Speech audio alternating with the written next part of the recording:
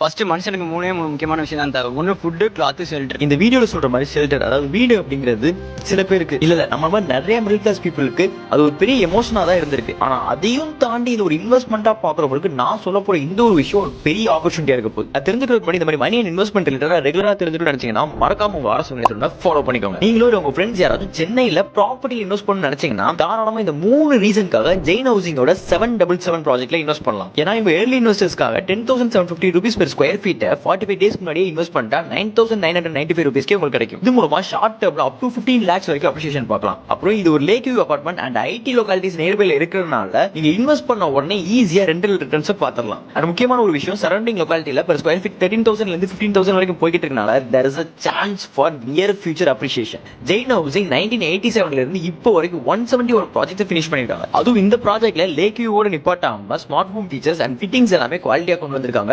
இப்போ வெறும் 50 அபார்ட்மெண்ட்ஸ் மட்டும் தான் ஃபர்ஸ்ட் ஃபேஸ்ல ஓபன் ஃபார் சேல் விடுறாங்க. அண்ட் இன்னும் இதை பத்தி நிறைய தெரிஞ்சுக்கிட்டு இன்வெஸ்ட் பண்ண நினைச்சீங்கன்னா இன்வெஸ்டர்ஸ்க்காகவே ஜூன் 20, 21, 22 ஒரு இன்வெஸ்டர் ஃபெஸ்ட் கண்டக்ட் பண்றாங்க. இது எங்க நடக்குது எல்லாமே நான் டீடைலா கேப்ஷன்ல போட்டிருக்கேன். சோ நீங்களே இந்த சைட் டேட்டா விசிட் பண்ணி உங்க ஏர்லி இன்வெஸ்டர் பிரைஸை கிளைம் பண்ணிக்கலாம். அண்ட் மறக்காம இந்த வீடியோவை ப்ராப்பர்ட்டில இன்வெஸ்ட் பண்ண நினைக்கிற உங்க ஃப்ரெண்டுக்கு ஷேர் பண்ணிடுங்க.